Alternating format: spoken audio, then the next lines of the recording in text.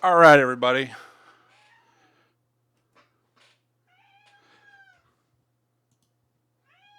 And I have a screaming cat. Calm down, honey. All right, welcome to Synth Sunday. I am Flohr, and today our guest is Jim Combs, aka Sensitive Chaos, or I should say the leader. We'll have to talk about it because it's a bit of a question if it's a collective or if it's you, so you can explain that a bit. I apologize in advance for my insane cat who's going to be screaming and trying to jump on me this entire time for some reason. So we are live on Twitch. This is Synth Sunday, brought to you by the Atlanta Synthesizer Club and VLSC Records. I am Flohr, your host. And before we get started, I just want to say today is a special day in synth history. It's the 87th birthday anniversary of Bob Moog, without whom we would not have anything that we call synthesizers. The whole history of synthesis, in many ways, is largely indebted to that man and his work, as we all know. So let's celebrate, join everyone around the world today in celebrating Bob and synthesizers in general. So it's a perfect day to have a Synth Sunday. How's it going, Jim? It's going great.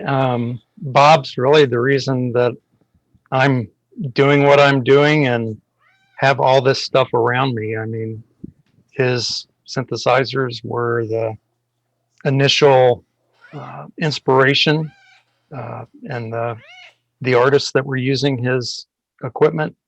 That's what sparked the whole thing. So it's synergistic that we're talking today. It's great. Yeah, I agree. So why don't we? Sorry if I wasn't talking to the mic. Why don't we get started the way I like to start things off here? And for those of you who are new to Synth Sunday, welcome. And I'll be taking a look at the Twitch chat in just a moment, so we can see if we got any questions as we go. Hello, chat. Thanks for tuning in. But I like to have a structure for these talks where we kind of go in, we do a past, present, and future kind of thing. So we can start out with a bit about who you are, what your background is as a musician or as just a person, where you're from, what you do, and how you got into synthesizers. It doesn't all have to be in one long answer. We can kind of have a few follow-ups if you'd like to keep it brief. And then we'll talk about kind of what you do now, what you've been up to in the last few years, and the ongoing projects.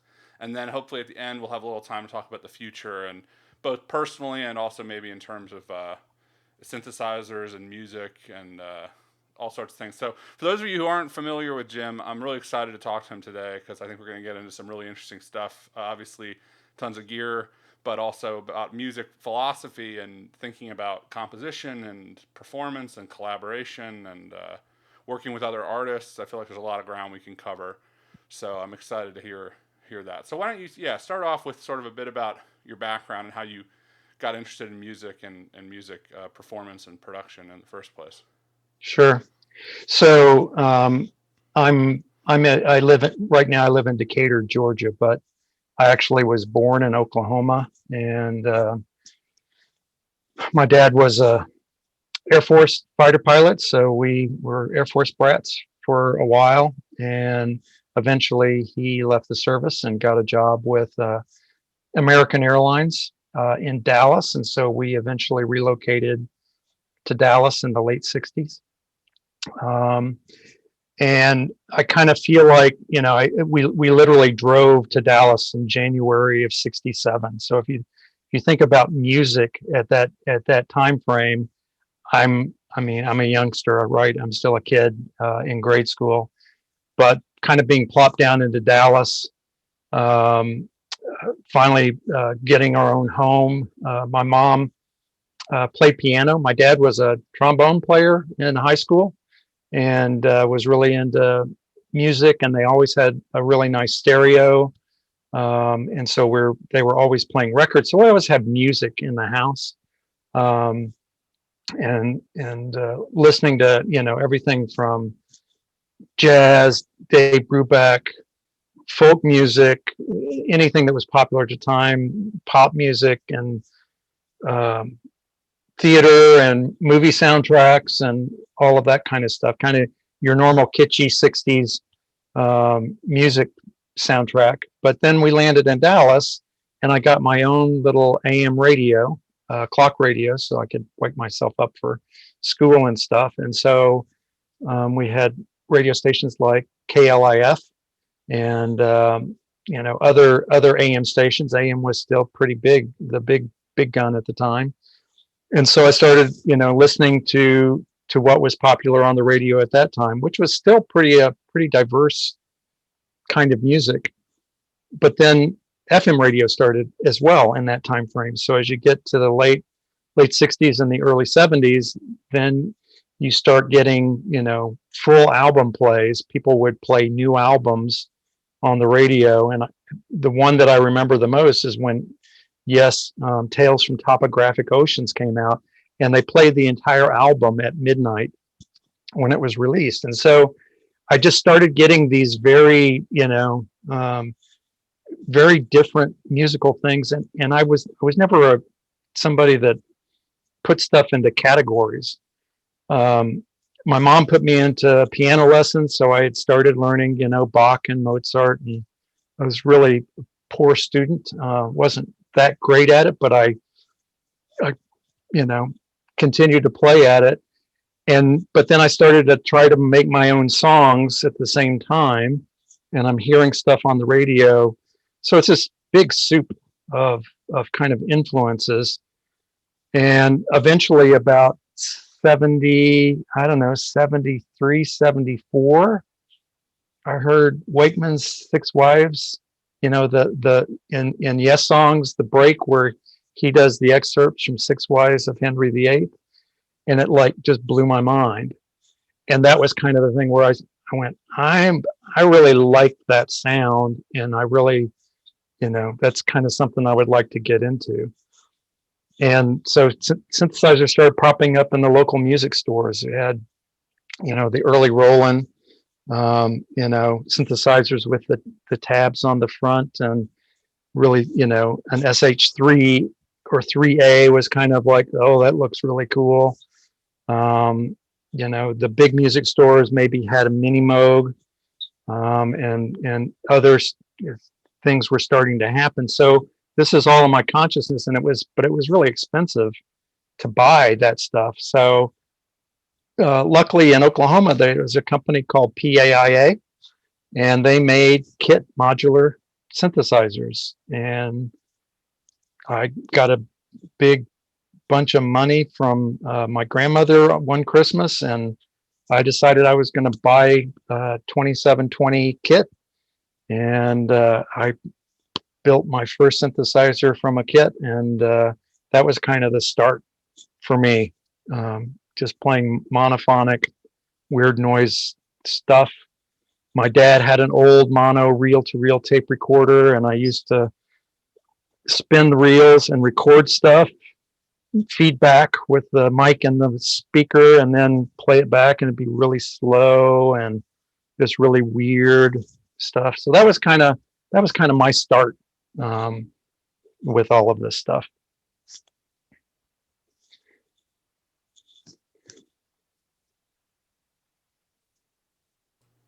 Yeah, that's great to hear. It's interesting to me how many people probably their introduction to electronic music or more avant-garde music, whether it's contemporary classical or whatever, comes from Prague in a lot of ways. I mean, I think there's a whole generation where progressive rock is the gateway, right? Because these artists were using synthesizers in some cases, obviously famously, Moog modulars and things like this, but also organs and other types of keyboards, and in ways that hadn't been used before, and having these instrumental breaks, and there's a parallel thing happening in jazz right at the time. So exactly. Jazz fusion.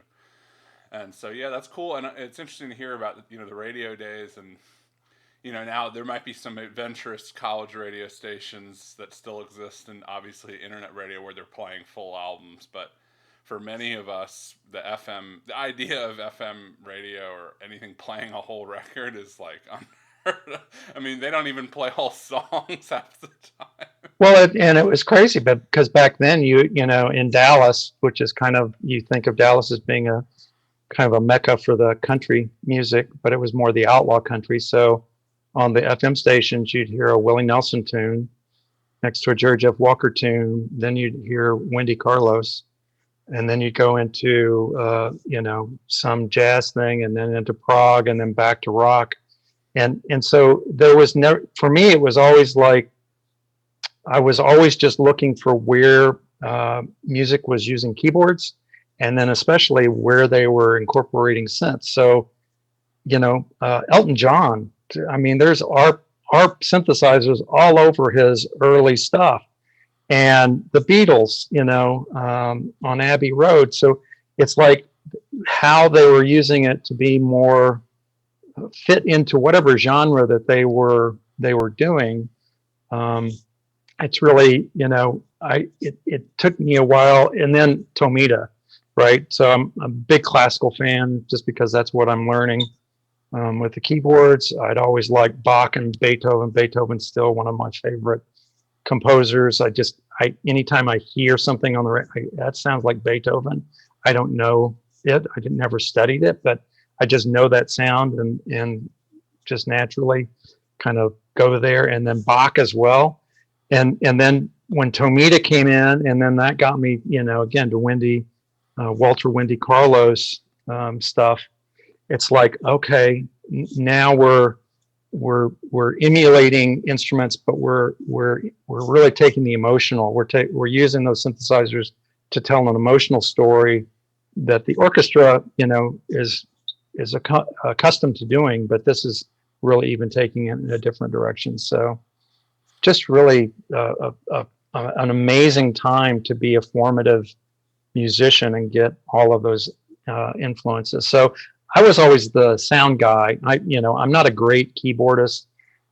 That was never my thing, but knowing how to put sounds together and take one cassette tape and copy it and play at the same time onto another cassette tape while a reel-to-reel's in the background and microphones, and so that was kind of my thing. Was always how do we get all this stuff into something that then we can listen to later, was kind of where my skill set was. And I frankly learned how to play keyboards so that I would have stuff to record it, because I couldn't find anybody that wanted to do that kind of music. So I just said, well, I'll do it myself.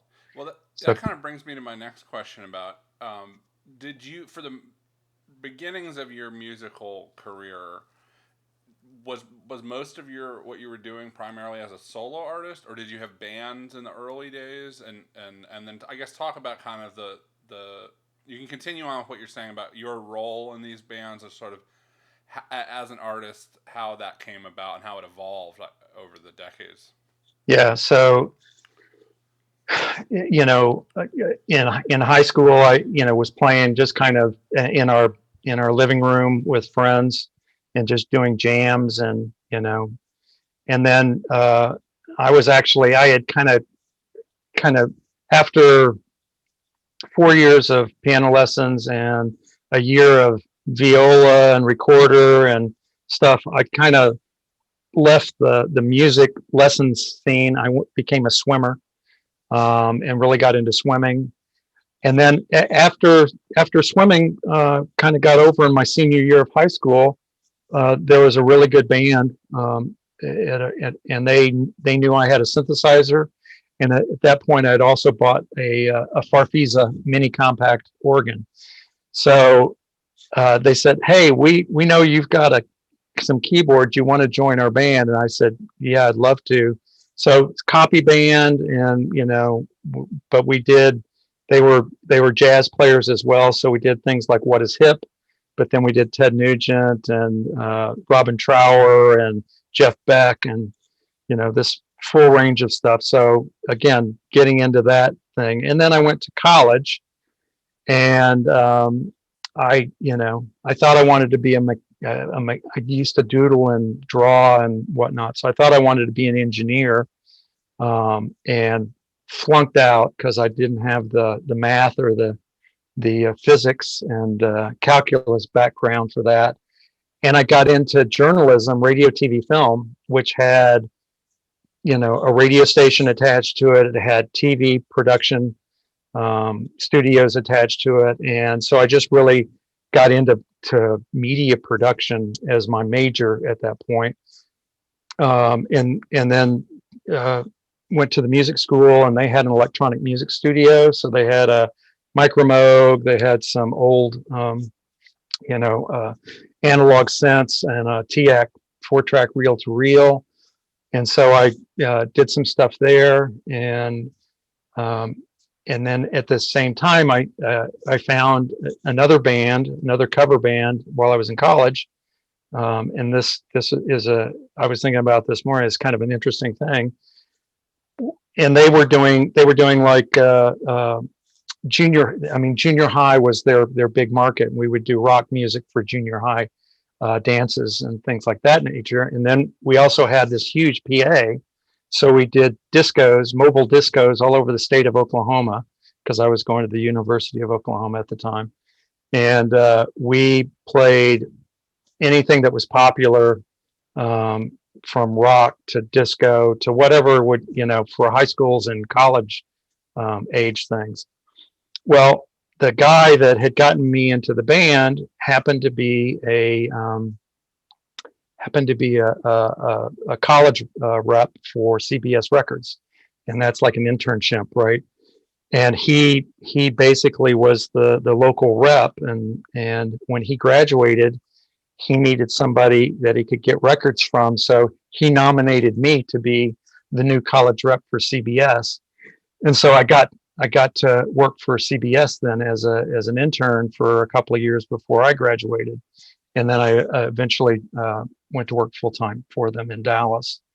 So at that time, I was playing in bands, but we were making our own songs, but it was mostly cover work. But then on my own time, I was doing a lot more electronic music production, and would rent out 8-track studios and go in and layer a bunch of drums and keyboards and synthesizers and whatnot. But it was all manual stuff. I didn't have a sequencer or anything, and that's I did that for a long time until I got to Dallas. And then at that point, we're now in the late 70s, early 80s, and new wave starts to take off, and that kind of takes it to a different level. And that's where got into the new wave scene in Dallas and started playing with bands that were doing more original music.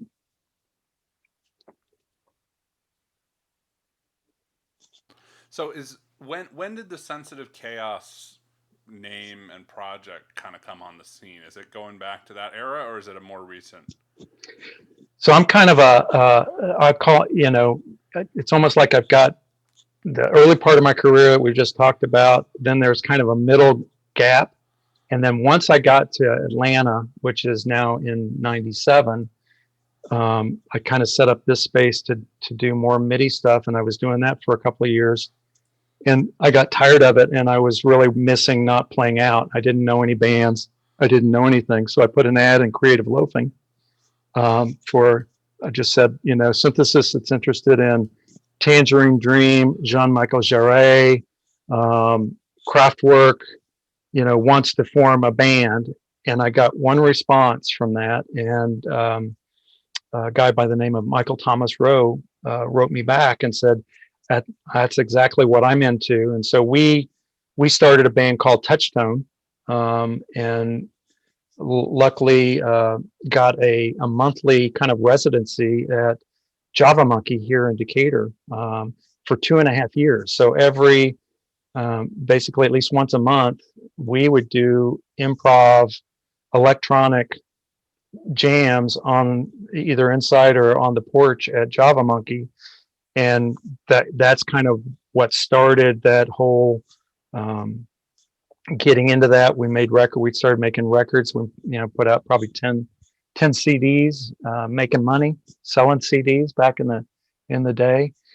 But at a certain point, I'd actually gotten a sequencer. It's right over there, Sequentix P3.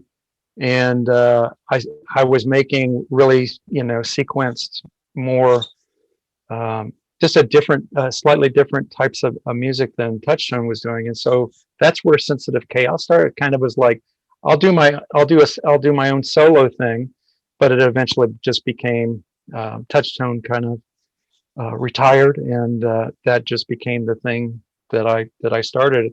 And it was originally just going to be a solo kind of vehicle for the stuff that I was doing. Yeah, but then it's ended up being Here we are 11 albums later. Yeah. The side project becomes the main vehicle. And it's also 15 years, 15 years and 11 albums later. And it's also at many times taken sort of an ensemble form. You've had a lot of collaborators. I mean, on many of your albums, you know, if you read the liner notes, there's a lot of people involved at times. So I'm curious to hear you talk about that, and because, you know, it's always interesting.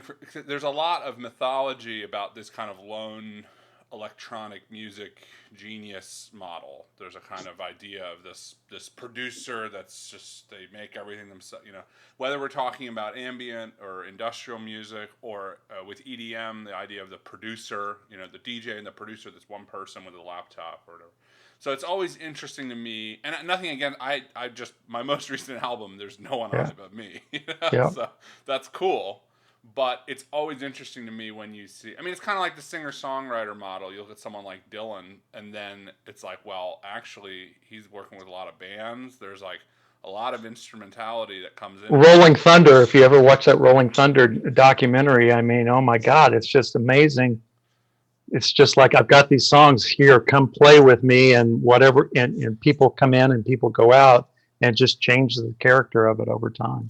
Yeah, so I guess on that note, I'm curious to hear you talk about what that's like the process of working alone versus working with others, and when you're approaching a new project, let's say, or writing, what does that look like in terms of, like, you know, how informal or formal does that end up being? Yeah, well, I mean, it started out, I mean, my first album, Leak, it was stuff that I really had done, you know, predominantly by myself in the studio. I'd gotten everything together. In the meantime, I'd been playing some, you know, electronic music festivals. So the Different Skies Festival, that was a festival that Mike Metlay had started in about 2003, and it went on for 10 years out at, it was like a artist in residency at Arcosanti out in the middle of the desert in Arizona. And basically a group of 12 to 21 people flew in from all over the world, and we basically just, you know, we had our own rooms, but we'd come together, basically go eat, come and create music all the week. And at the end of the week, there would be a public performance that folks would come in from the Phoenix area and fill up this amphitheater that they have at Arcosanti. And so I'd met a lot of different, you know, musicians who had different types of backgrounds and skills. And so when I had finished my first album, there was, there was one guy, Brian Good, that I had met at Different Skies, that was a fabulous musician, but he played both soprano saxophone and the electronic wind instruments, so the EWI. And so very, you know, from kind of straight ahead jazz all the way to very experimental synth music was kind of his thing. And I had a song that I said, you know, it feels like kind of a Paul Winter-esque kind of soprano sax. Do you mind playing that? So he ended up being the first collaborator on that album, and he's actually played on most of the records that we've done, including the new one. So that was kind of the start. It's just more of it's almost like icing on the cake kind of approach. But then the second record, I had a couple of tunes that were more, I guess they were more in a sketch mode as opposed to being finished. And I gave them out to another couple of people. One of my friends, Otso Pakarinen in Finland, from Helsinki, Finland, and a couple of other people, and just said, "Can you? I don't know what to do with this. Can you work on it?" And so that was kind of the first time that we started. You know, I started using other folks to collaborate, really to help shape and complete things that I just, again, I'm not the most formidable formal musician from that perspective, and I kind of appreciated folks that are much better in that thing to come in and hear kind of what my architecture is, but then kind of bring something to it. And that kind of, so I did a couple albums like that. I did a couple albums where it was just me, because a lot of them were really performed live, and I just did live to 2-track and then edited that stuff. And I'll talk a little bit about kind of my process, which is always to record everything that I do live, either usually both, to MIDI, because the Sequentix, I use it primarily sequencing live and creating stuff live, and so all the MIDI stuff stays in it, and I can bring that back to the studio, but also the audio tracks, and then I can kind of deconstruct and reconstruct stuff as we go. And then I guess one of my records, it was my holiday record that I had done live in downtown Decatur, and also at Caterina, so in this general area, put together this holiday themed. There's no holiday music on it, but it's all bells and choirs and organs. It's electronic, but it's all feels like Christmas, right? It feels like that holiday music that I grew up with. It got nominated for an award, a Zone Music Award. And so I went down to New Orleans to the award ceremony. Didn't win that year, but I got to meet this whole other group of fabulous people that were in the new age, genre. New age being so generic that it can be from total jazz to just piano to total ambient to world music. It's so broad and varied, but I met a bunch of musicians down there. One being Josie Quick, who plays violin and electric violin, and I had been hearing violin and stuff, and I said, I've got the sax with Brian Good. Let me invite Josie to put some stuff on. So she came on board, and that was again another thing. So I just kind of have this group of friends who are great musicians. And at a certain point, I get this, mass of basic tracks together, and I kind of say, here are the ones that I'm thinking about, and I give them out to this group or a selection of this group, and then let them decide what they want to do with it. And then I get it back, and I have to now take this part, this group of tracks, add it to my own, and now there's some totally separate thing, and add it in and try to make sure that they don't think so. My records are a lot about the orchestration and how do I mix this get the soup together so it doesn't just become just a mess of sound, which it often is. And so it sounds like, in a way, you're someone who's starting the process. You talked about architecture and it's kind of like opening, and then after there's been some instrumental additions and recordings, then you're arranging and mixing and finishing it as well. Is that accurate? Yeah. Again, my kind of the way that a lot of folks will compose in the studio and then they'll rehearse it and take it out live. We've always done it backwards, where we've just improvised live, and whether it's just me or, like the time that Ryan Taylor and I did the Under the Couch for the Atlanta Synth Club that one time, maybe a duo. When we've done Porch Fest, it's Ryan and Mitch Sosby. But the whole thing is like, I may have some tempos and some basic rhythm tracks together in a key, but everything else is like, let's just see what happens and capture it, and then we'll just keep doing that and bring that back. And then my thing is like, it's got to sound good to me, and it's kind of got to be in a place that I feel good about it. because everybody is, they're contributing their time, and I want to give them something that's as complete as it can be. This last album was a little bit different because I think we probably put out tracks that were more in their original form earlier in the process, which is both a blessing and a curse. But get that, people add their parts. It's usually been pretty straightforward to put things in, because I can say, okay, this is a building section, or this is a breakdown, or now we're reintroducing something, or it's a solo, or I have a way to structure it so it ends up sounding like something you'd be somewhat familiar with. It's always long form though. Yeah, that's something I wanted, and you mentioned your new album, and we can get into that in a second because I'd like you to talk about your most recent release. But before we go there, we've touched on this question of genre and classification, but then also just sort of music philosophy, for lack of a better term.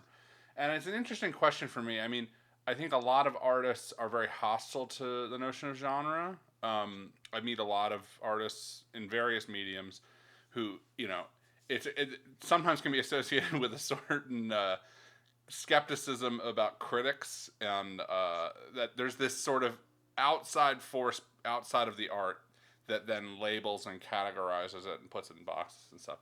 And I understand that. The sensitivity to that, or the kind of frustration that sometimes people are misunderstanding what you're doing or trying to put you in a box.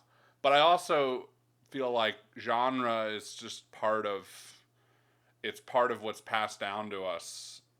It's like the traditional spaces that we have to inhabit that make creativity possible. So even if we aren't always completely fluent in them, we can participate in them, and they're actually allowing us to find room for expression. So you've touched on a lot of different genres already that influence, as a multi-genre point of influence for you in your formative years. So we talked about jazz, we talked about country music, we talked about progressive rock music, psychedelic music, these different types. Now new age, this phrase, which, as you said, is this like what is loaded. Boom. What does it mean? Because it can be Yeah. so many things. And then I wanted to talk about the word ambient, and because it's an overused word. We can all agree at this point. Things get called it's kind of like new age in a way. Things get called ambient that are completely different. I'm not new age. I'm ambient, right?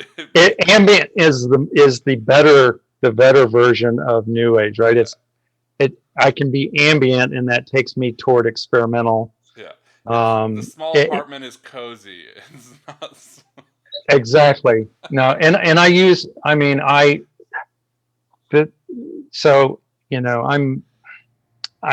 I spend half of my time with the music side of Sensitive Chaos, mm-hmm. and the other half of my time, because it's time intensive, on the business side of it, right?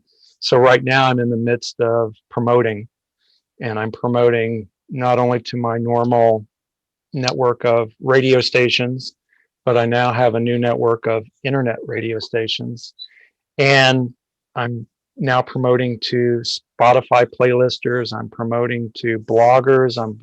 So I've got this whole, kind of broadened set. And what I'm really, really surprised at is how much genre, from a business side, the consumption of music is very much driven by genre, and people need to know what genre you are, because they only have so much time. If they are a programmer of music, they've only got so much time to listen to the thousands of pieces of music that are coming at them every week. And so they're very precise. And if you don't fit in, it's either like me, I've managed to get over a boundary, just because I go, I thought you were this, but I see you're not, but I'm gonna program it anyway. But then I also get, no, but you're not. You've got saxophone in your music there, and that's not whatever they're looking for. And I'm like, that's fine. That's totally good. I totally understand. I don't. There's nothing wrong with having a creative approach, and for people to say that's not really exactly what I'm looking for. That can be a casual listener, can be a more of a professional programmer or whatnot. But that's, to me, it's interesting coming from my base, which is where FM music, we just throw everything. And I actually was a college DJ, right? I had my own 6-hour shift on Sunday afternoons at KGOU. And so, I would just, the different kind of records I was programming were all over the place, and you could do that. There's fewer and fewer outlets for that type of thinking. And so my albums, this album especially, to me feels very holistic. It has a story arc. It starts very up in world, and it ends very ambient and chill. And so there's enough there that at least people are able to pluck stuff out of it and use it. But not a lot of folks are playing every song off the entire album. I'll get 1 or 2 stations that will do that. But yeah, it's interesting because I like, what would you call my music? You've heard it. How would you classify it? I use about 7 different words. It's this, right? That's my genre. Yeah, which again, I think often we end up defaulting to terms like experimental, or maybe new age at one point was used that way, and now maybe it's not as much. But because we have a hard time, I mean, alternative in a way to talk about rock in the 90s was like or people will use the word indie or underground. We use these, we attempt qualifiers, these little things but it's a way of actually trying to say, let it breathe and be other things. Right. Why do you need to, it's like, program it, let people respond to it, and either they like it or they don't. I think that's where the artist wants to come from, right? It's like, I put a lot of heart and soul in this. Here it is. Give it a chance, right? But I think you talked about commercial side marketing, and there's something about commodity form. Not to get too much, we're not going to get into Marxism or something, but there's a structure of classification that's necessary for commerce. I mean, this is just, and artists are always going to be butting head. I mean, there's artists who that's the water, they're the fish in that water, and that's their thing. But a lot of artists, it's not, and they're going to butt heads with it in various ways. Yeah. And so you do what you have to do. I personally am not one of these people who's a purist about terms where I want to fight, or like ambient. Some people get mad because they're like, that's not really ambient. That's just, they have a big reverb. It's not ambient. It's like, well, it might not be when you think about it a certain way, but it's like, if that as a signifier, as a tag, like if we think about tagging in terms of the new technology and genre tags, Mm-hmm. which become a useful thing for these radio stations, for Bandcamp, if there's a certain something that we get when we talk about ambient or dark ambient or whatever we want to call it, that's more of a spaciousness, more of a long form, more of an attention to kind of space and place, not just of sonically in terms of a big reverb or long release times on things, but in terms of that what you're listening to is less about a linear song and more about a kind of sonic environment. I mean, Eno's the godfather of the ambient space. He kind of coined the term. I don't think he coined the music, right? Yeah. He just put a term, and it's just music that's designed not to hit you over the head and take your attention. It's background music, and that's, I mean, most of what Touchtone did, what Sense of Chaos does live. My whole thing is, look, I'm not here to interrupt your conversation. I'm here just to fill in the background, and so go, have a good time. You've come to this venue, enjoy yourself, enjoy the folks that you've come to do it. I'm going to at least provide some glue that kind of keeps the energy moving. And I think that that's really kind of where ambient music is. And it can be, again, if you kind of get back from what are the parts and pieces that make up ambient, and more about what's the goal, or the what's it designed for.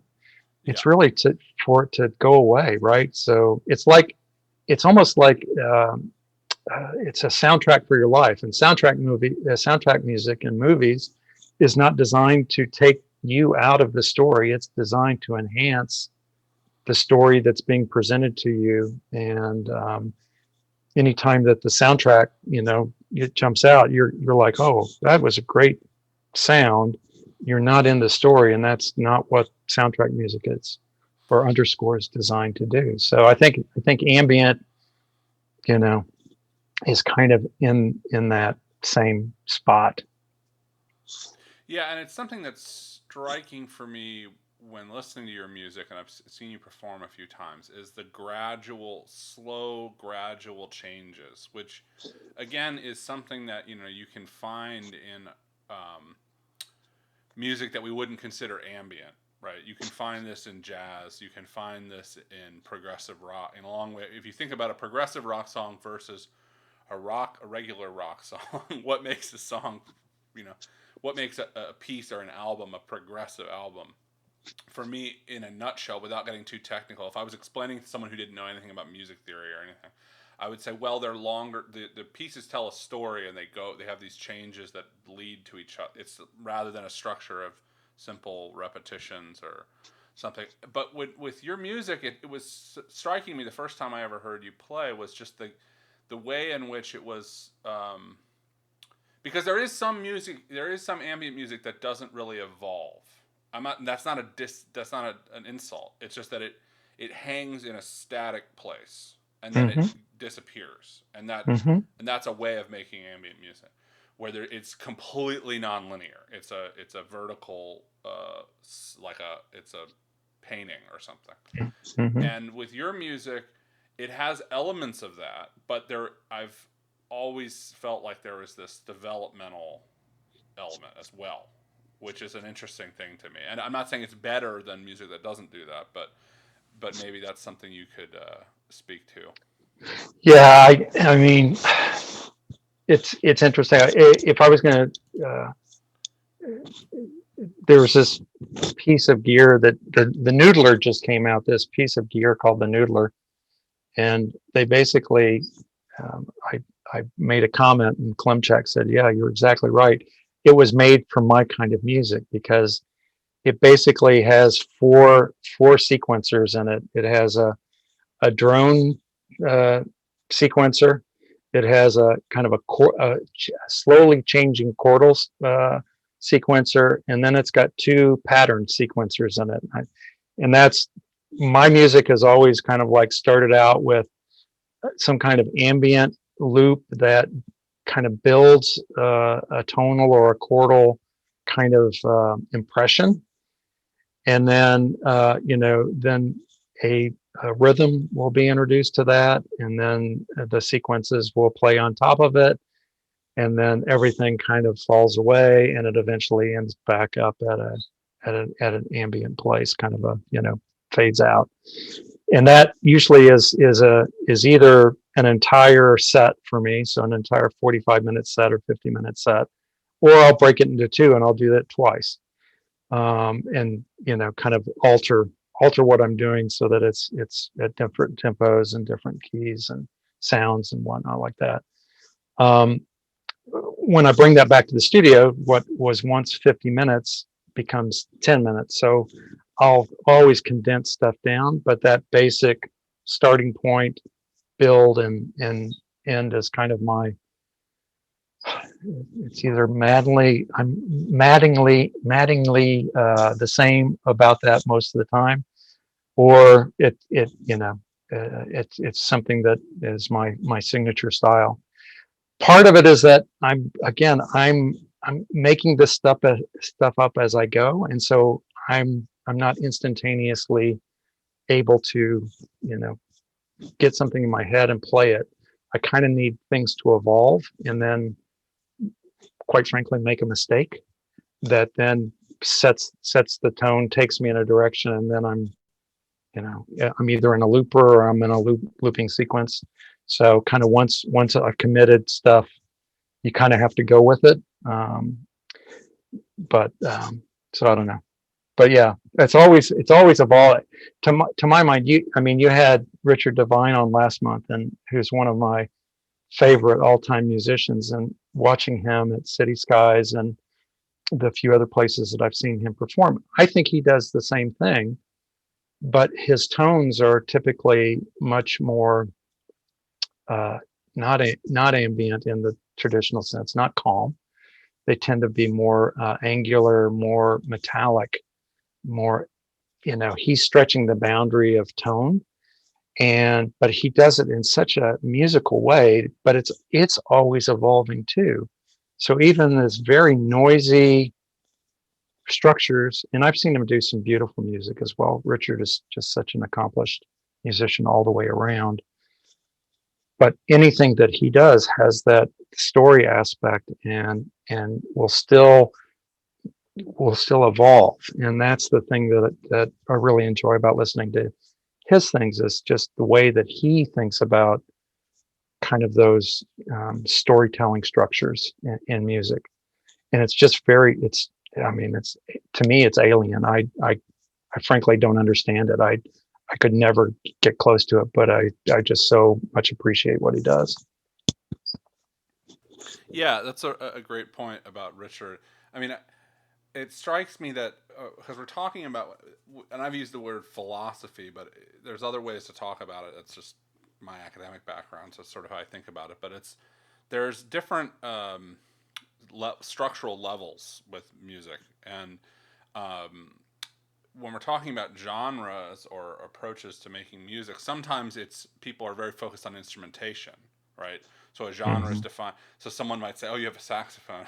That means jazz. But then there's the question of the intent, and you talked about utility, the purpose of the music, and then there's also these sort of macro level. There's micro level compositional differences, but then there's macro level structures, and so music that actually on a micro level or on a surface level can appear to be very different. Two different pieces of music, or two different groups or composers, could actually on a macro level have structural homologies, right? Which is pretty interesting to me. The thing with narrative is, for those who don't know, my day job, I'm in comparative literature, so I'm always interested in talking about narrative. And it's interesting to me because there's art out there that is very against narrative. There's art and artists and thinkers, critical theorists, who want to break with narrative. And I think a lot of the more extreme forms of noise music and some kinds of free jazz, and you talk about movie scores, there's definitely movie scores that perform what you were describing, and then there's others that are drastically trying to break the kind of verisimilitude or mess with the narrative, and these are just different approaches, and people can mix the two, of course. But I tend to be someone who gravitates towards this sort of like evolving and narrative types of music. It's but I can step out of it, and sometimes because you could. This is just sort of a theoretical position of mine, but I think you should try to not judge things by criteria that aren't applicable to it. So it's like if I hear a performance, or I see someone playing, or I listen to an album, and I'm like, where's the story? There's no narrative here. If it's not that they're failing to do that, but they're actually not intentionally not doing it, it just is asking me to listen to it differently. Now, maybe I don't prefer that, Right. But then what's striking is something that on first listen you might interpret it as that. This is chaos. So some of this IDM music, someone might say, "Oh, I like more mellow music. I don't. This is just random, right?" But then actually, if you're patient with it, you see, there's these structural developments. This is something that's more like music that I like, right? And then maybe the alternative is possible as well. So, I'm sure there's some ambient artists out there who are trying to be very disruptive and. Well, but what's interesting to me is that can be that it may not be narrative, but it certainly is dialogue, right? Yeah. artist presenting something, and the audience's or the viewer, the listener reaction is part of that dialogue. And it, to your point, it's not always harmonious, right? That dialogue, it can be like you're taking me out of my comfort zone. I now have to concentrate to figure out why this doesn't fit into my mindset. And again, a lot of artists, they love to do that.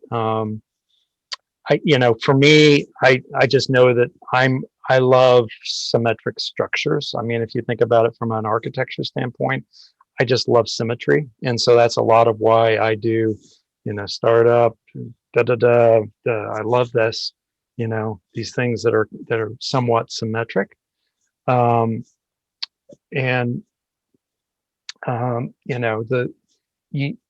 typically very angular and kind of those disruptive. I like things from a sensitive chaos standpoint.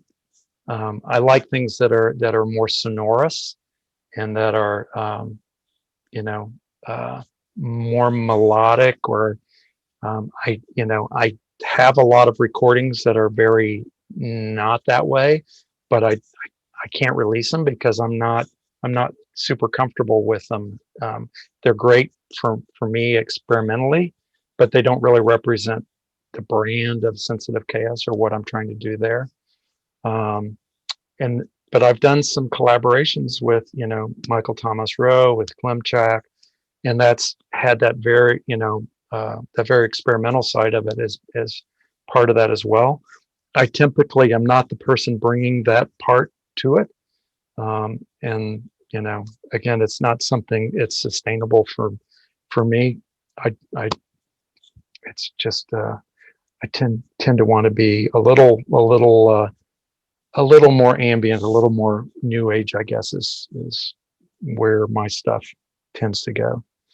Yeah, and I mean, there's always room.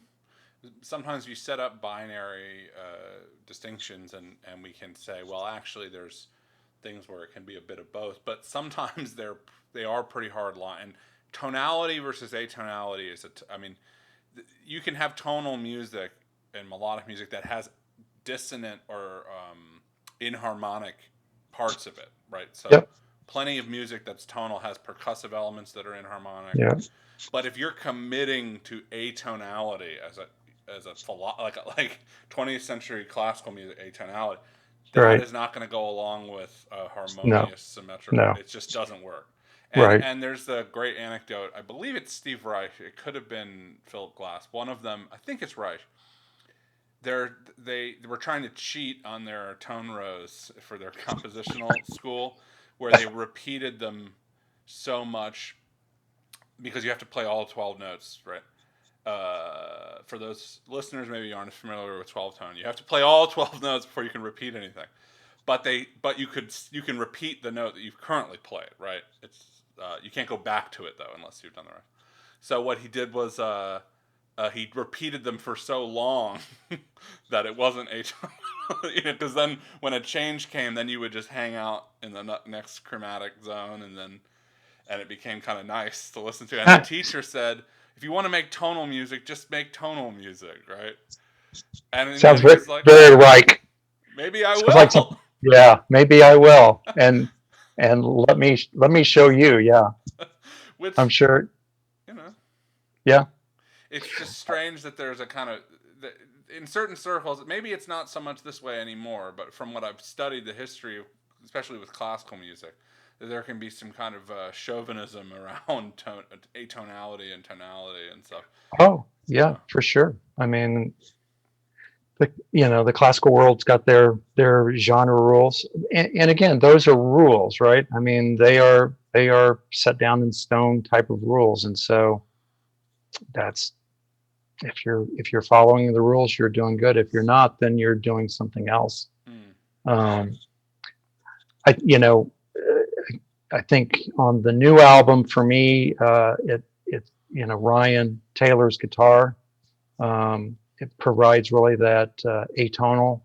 He does some really incredible atonal stuff that I was able to bring in, and again, it's it's imbalancing, and it ends up being part of an ambient thing. And it's actually interesting to see the response that we've gotten from a lot of reviewers and radio people of, kind of the comparisons, a lot of Guitar Hero comparisons that Ryan's getting with his approach. And again, it's a very improvised, on the fly. I'm sure that, he's not, I don't think any of the musicians, they're so good on my records, they're spending, very little time on their parts. They're improvising a few times through and committing that, and then that's what I get. And then I spend two years mixing it all together. So I'm like living with this stuff, but they're, really coming up with some interesting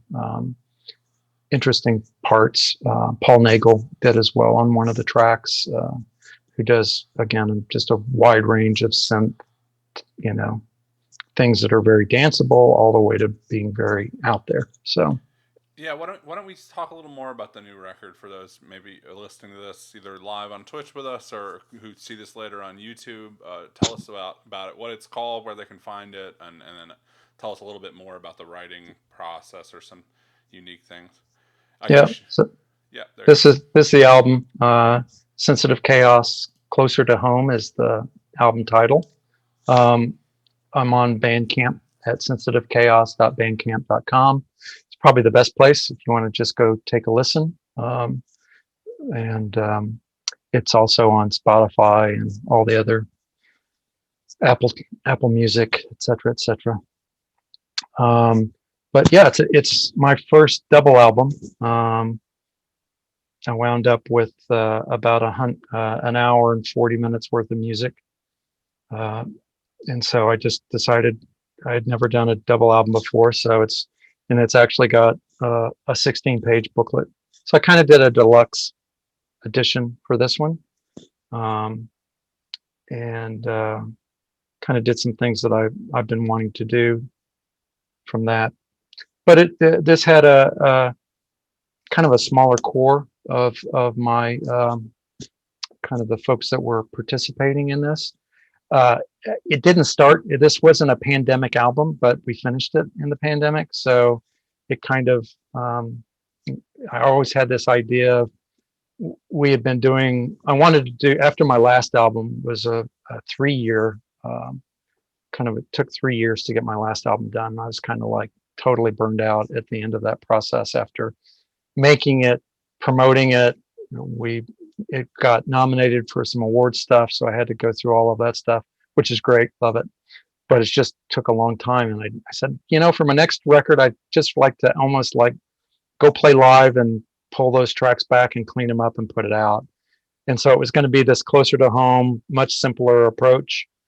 And we actually, Ryan and Mitch and I did some Porch Fest things. We did No Fest, so small festivals where we're just doing, short, relatively short sets, improvising, and that was going to be kind of the basis that we were doing. And that yielded a bunch of tracks that I brought back.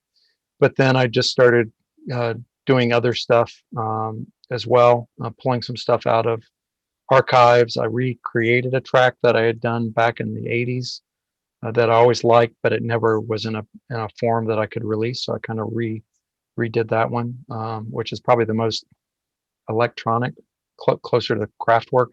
Kind of as if Kraftwerk and Weather Report kind of got together is kind of the way I think about that song. So I ended up with about 23 basic tracks and kind of sent a bunch of them out.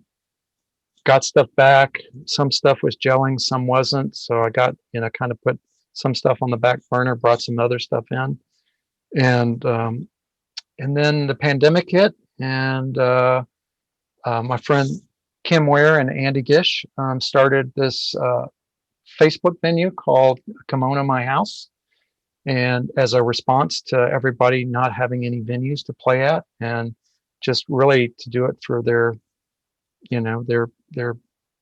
20 or 30 friends, so that their 20 and 30 friends could play stuff for each other and not feel like they're totally isolated in the world. And I think they've now got like 5,000 or 6,000 members of that channel. And so I ended up doing a couple. I did, I guess, 3 or 4 live on the internet shows right from here, from the studio, and that ended up, as it always happens, I can pull, it generates new material every time I play out. I figure if I can get at least 50% of decent stuff out of every performance, I've done good. And I did that with this. So I ended up, having those as new tracks that I could send back out. But a lot of people were, I mean, the pandemic hit a lot of my collaborators in ways that they just, they weren't really, they, either they weren't available just because they're trying to figure out how to make a living. A lot of them are working musicians, so they needed to kind of figure out what they were doing with the pandemic.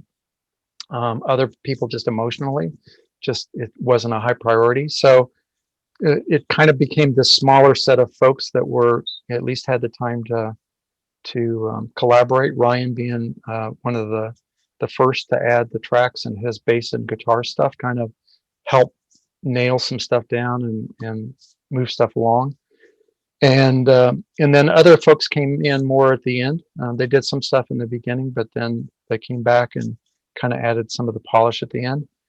And I had this one track, that this Kraftwerk meets Weather Report track, and I was saying, okay, it's in 13/4 time, and I was saying, okay, number one, I'm not going to be able to solo. I'm not a great soloist anyway, but I'm not going to be able to solo over that.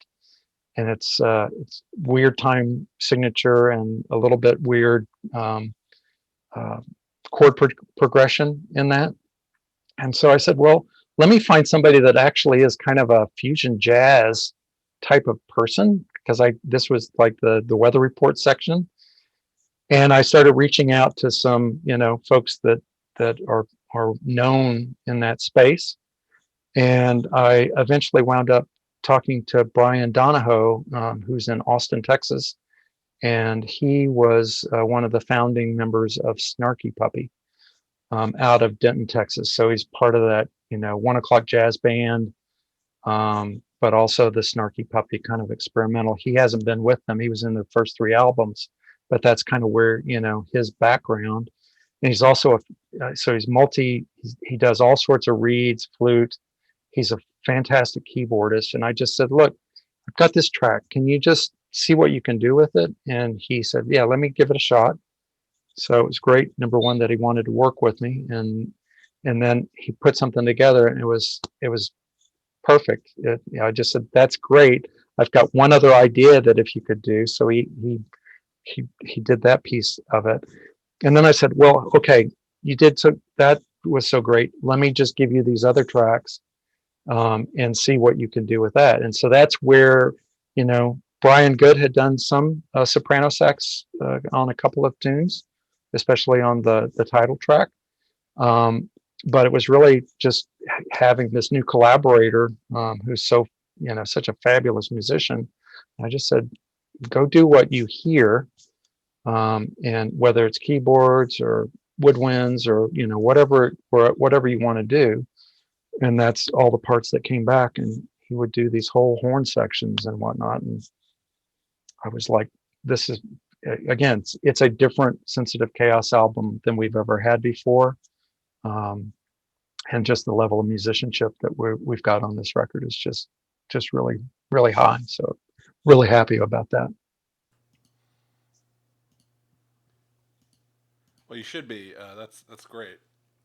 And for everybody listening, be sure to go to the Bandcamp and check out Closer to Home. And there's a lot of other recordings up there for you to listen to and purchase as well. And we'll have the links for all that stuff in the YouTube description.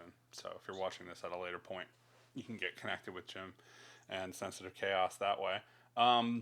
I wanted to ask a bit now, maybe take a turn towards some more nerdy technical stuff. You got some nice synthesizers behind you. And obviously, we don't have to talk about every single piece of gear you've ever used, but maybe you could say something about. You talked about the early days, starting out with this. It was the PAIA Yep. format, a modular kit. Yeah. And then maybe along the way, what were some of the the pieces maybe that you got your hands on that sort of changed the way you were making music, and that could be very recent additions. You talked about the sequencer. It was the Sequentrix P3, yeah, the P3. Sequentix, yep. Sequentix, that's it. So maybe if you want to just highlight a few others, obviously we see the ARP behind you, two ARPs. But if there's a couple, maybe you could touch on, we could talk about. That could be pretty cool. Yeah, I had the PAIA and I used that pretty much all the way through college with my Farfisa. It's an old kit, and it was never in tune. It was never tuned across the keyboard well. So at a certain point, I traded it at a pawn shop for a Roland SH3A, which has been a favorite synth of mine. I've actually had, I guess, 4 or 5 of them over the years. And so I had that. I was really interested in vocoder sounds, so I bought a Roland RS 505, which was with a paraphonic kind of organ strings, and I bought the SVC 350 rack unit vocoder instead of buying the VP 330. I got a separate keyboard and a separate vocoder. And I got a Space Echo. So those were kind of like that stuff was kind of my, I did that for a long time. Then the Juno 6 came out and I got one of those right as it got released, and that became, I was expanding. At that point I was holding on to everything. And so I had this pretty big thing. I bought a Tascam 22.4 and was doing, multi-track on 4-track stuff, and that lasted me for quite a while. Got into a new age band, or not a new wave band in Dallas called the New Jets out of Denton, Texas. There was a bunch of North Texas State music majors, and we were doing really interesting music, cover band, but then our own originals that were, it's hard to explain. That would be 2 hours in itself to talk about New Jets. But I'd also upgraded. I'd gotten another bigger Farfisa, a VIP 370, and so kind of, I didn't know about electronic music. I didn't know about, besides Tomita and Wendy Carlos, I didn't really know too much of what was going on in the electronic music scene. So I was in the rock and the new age or new wave kind of venue genre for quite a while. And I fought against that until I finally realized, once I moved to Atlanta, that what I really wanted to do was Tangerine Dream and a more expressionistic type of stuff. Let's see. So when I moved from Dallas, I actually went to New York City and lived in New York for 11 years. And I got rid of everything that I had except a Fender Rhodes and an ARP Odyssey. Same kind as that one is, but an original of the second version 2. And that's what I did a lot of. That in a dramatic 606. That was kind of my main rig for ever. Did a ton of recording in New York and Brooklyn when I was living there. A lot of demos, but again, no sequencer, no way to sync stuff. So it was a lot of it was turning things down to 7.5 IPS and playing things at half speed to get my sequences, and then speeding it back up and playing over the top of it, which I wish I could still do today, but it's unless I'm doing totally MIDI, it's impossible to do with audio. And then when I got to Atlanta, I started. I actually, a bunch of my gear got stolen when I moved to Atlanta off of the moving truck. So at that point I had a Prophet 2000 keyboard that got stolen. I had a big 24 channel Allen and Heath mixing board that got stolen. Had a Fender Jaguar and a Takamine 12 string, and my Odyssey got stolen. All that stuff got stolen off the truck, which was terrible. But I had replacement insurance on it, so I bought a Kurzweil K2000 to replace my keyboard. I bought I got an ADAT 8-track and a better Mac computer, and started doing sound design stuff, which I actually already done earlier, but really just with the Prophet 2000, just doing sample kinds of stuff. And then I got this space, and I at a certain point I just said, I now want to buy every keyboard that I ever wanted to have, because they were cheap and eBay was new and you could. And so I bought a bunch of Juno 6s, I bought Juno 60s, MKS, all the MKSs. I bought anything and everything that I could, except for the really expensive stuff that was just too outrageous even at that point. So I kind of built up a whole bunch of gear again. And then the thing that I've still got from kind of that is my JD 800, which is on top of there. That's to me is the heart of the classic sensitive chaos sound comes out of that synth. It's just got so much soul. It just sounds so amazing, and it's so versatile. So that's the one that's probably right now the oldest. It's the oldest vintage synth that I have, except for my. I do have an old PIA drum machine that I built from a kit in 1982 that I still have, that still works. I've got a JP 8000. I've got a couple of Chord Chronoses, which are kind of my main workstations now, and I've got this one is 73. Is got the piano action, so I use it a lot for studio work. It just as the main keyboard, and I love the Kronos sound set, so I use it a lot. I've also got a 61 Kronos X61 that is my main playing out.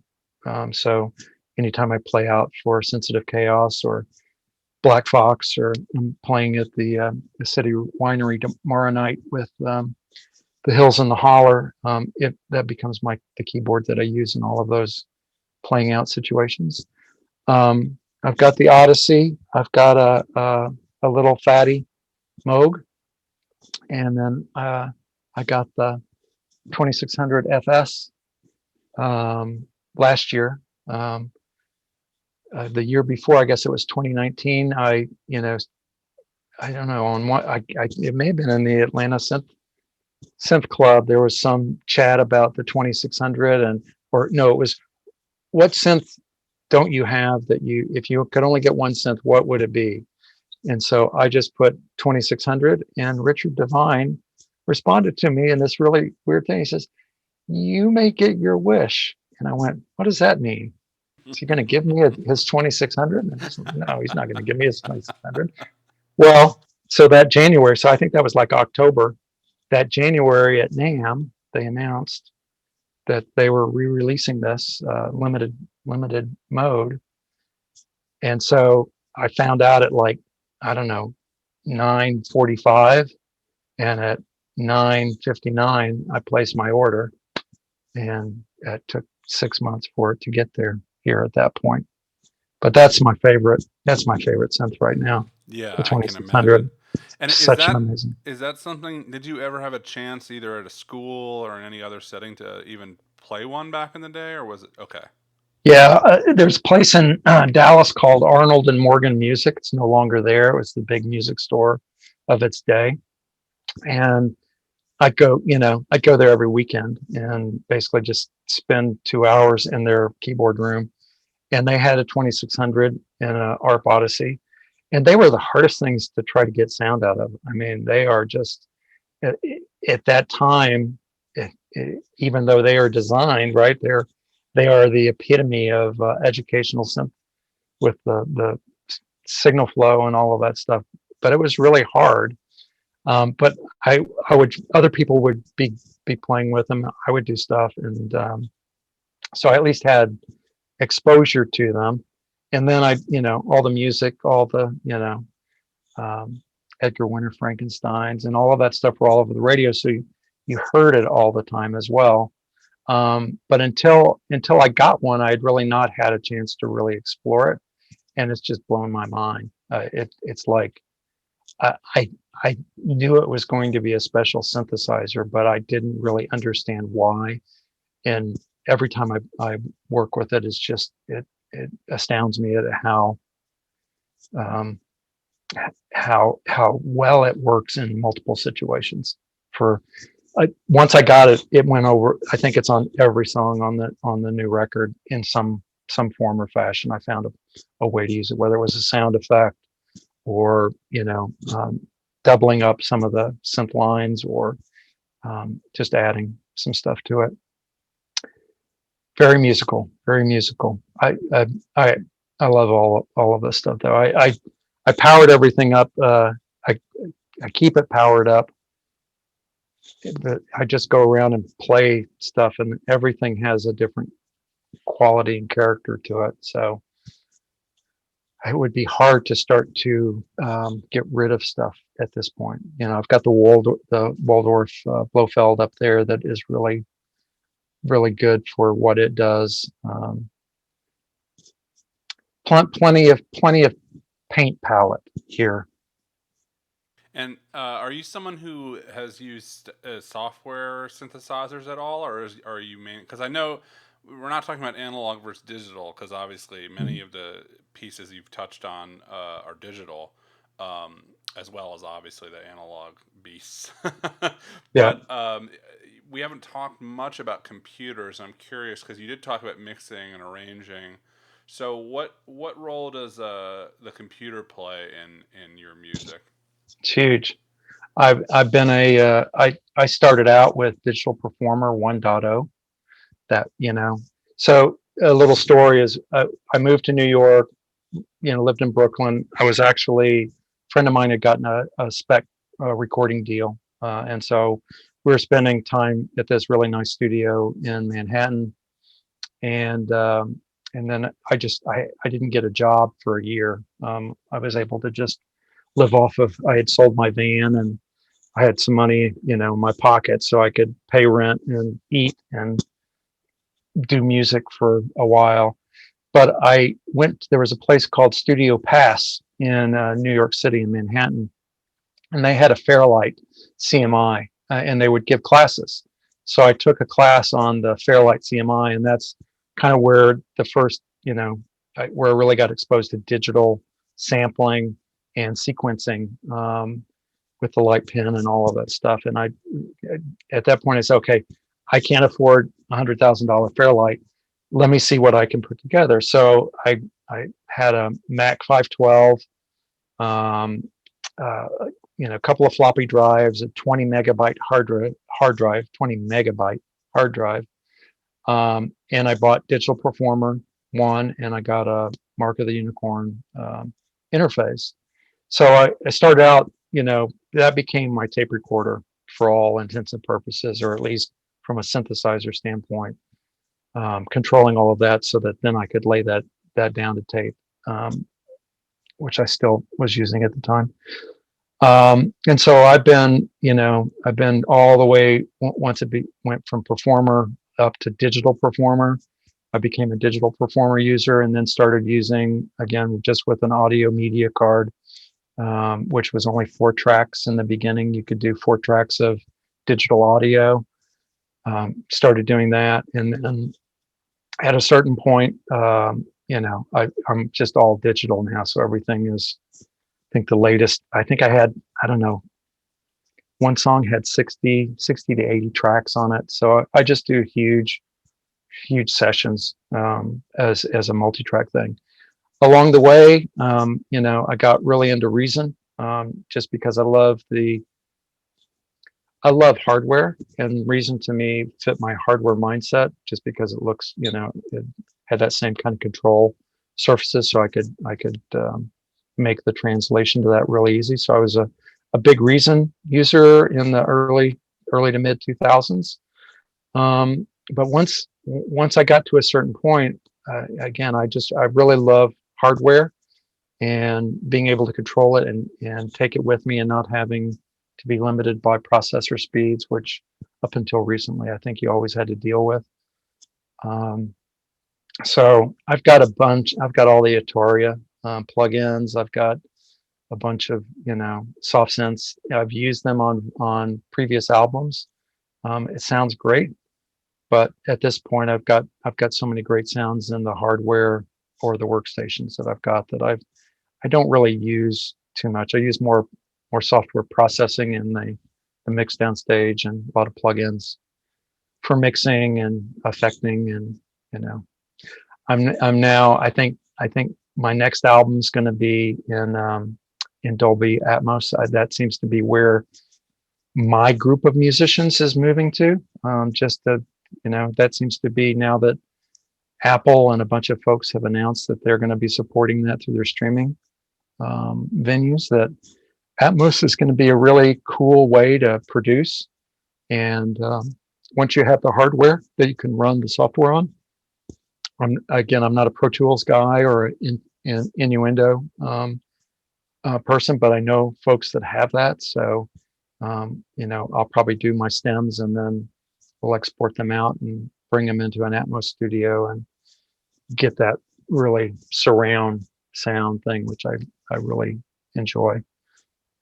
I got an Atmos setup in my studio now, just to be able to listen to the things that have been created in 5.1 as well as in Atmos, and I'm pretty impressed with what that sounds like. And my album actually it works pretty well in an Atmos system, so the Atmos is able to take that 2-channel stereo mix and at least make it much more ambient. But that seems to be kind of where a lot of folks are going now, is to try to be in that more experiential space with the sound. Yeah, being able to write for that and begin the process with the idea that you'd be, that's a bit different than just having it sound nice at that end, So yeah, I definitely see. So, well, we're coming to with the end of our talk. I think it's been about 90 minutes. So, we've sort of naturally moved towards the future. So, why don't we talk a bit about to end on beyond working with Dolby Atmos and some of these other technical things. Where are you headed now? What's your next project? As we've had this whole pandemic period, and then you have this album that you started before it and now finished during it. But then hopefully, we as a country and a world, and then the musicians in it will get to maybe get out a bit more, and so maybe new collaborations and things on the horizon. So I'm curious what you're looking forward to and thinking about, and that can also go into technical directions. Whatever you.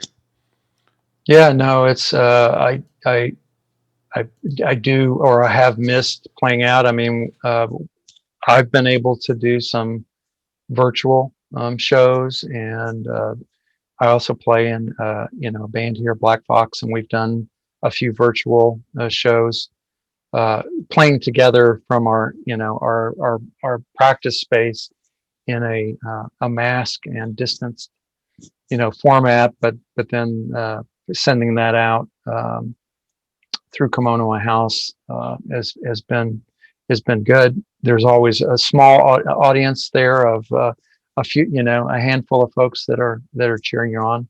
But I'm anxious to get back out into venues. I got invited to add some kind of ambient parts to some Dylan songs. So I'm going to be at City Winery tomorrow night, and that's a new venue for me. So nice to start off in a big space.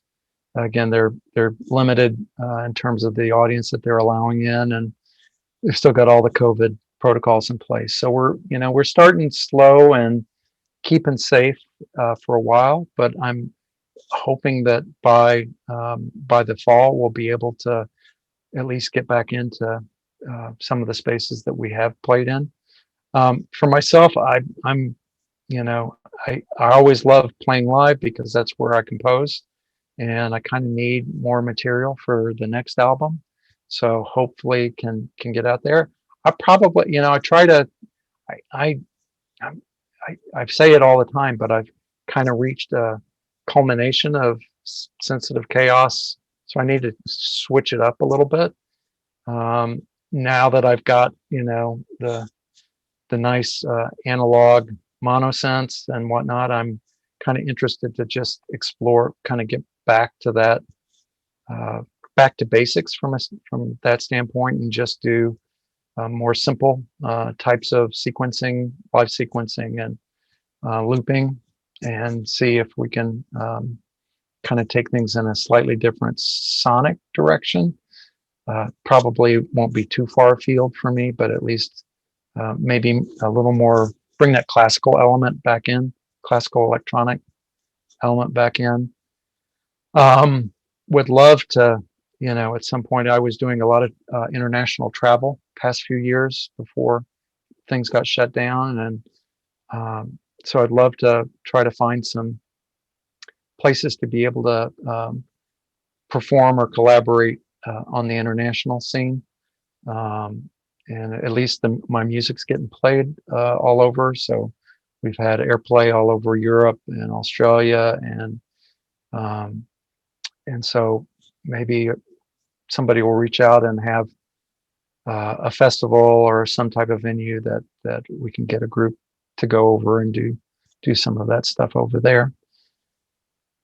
But yeah, I think, I think the one thing the pandemic kind of did is, to a certain degree, it allowed you to come to terms with, where you are at and what you're doing on so many different levels. For me, it really gave me a chance to just look at all the music that I had, and kind of say, this stuff I want to move forward with, this stuff I'm not so sure about, but here's where I want to go. I had an idea of just doing an album of, using the 2600 as the sound source for everything. Because you've got so many bands where the kick drum is all 2600, or you can do all the drums on the 2600, you can do all the bass on the 2600, do all the chordal stuff, so long as you're able to layer things. So that might be another thing. I've always wanted to do a classical album, right? It would be very simple classical pieces because I'm not the best player in the world, but I would love to do a Tomita or a Wendy Carlos, kind of, get my greatest hits of classical music and just try to do a classical album, electronic one of that. I want to redo all of my old albums in Atmos, so kind of, bring them forward. There's all sorts of touchstone stuff that has really been, it never really got the exposure that it could have. So I'd love to pull that stuff back out of and do a best of touchstone. I actually had all of my my 2-inch reel-to-reel stuff from my band, my new wave band, New Jets, transferred to digital. So we're coming up on the 40th anniversary of the release of that album. That was my first album that I produced and put out.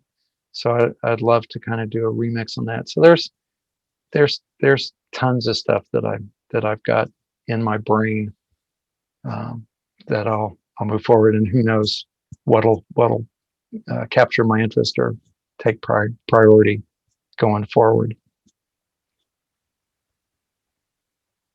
A lot of great stuff on the horizon there. It's pretty exciting. I love the idea for the ARP album, and I'd love to hear the classical recordings. I'm also a big fan of the Tomita and Carlos stuff. So, well, hey, it was a real pleasure, Jim. Thank you so much for joining us today.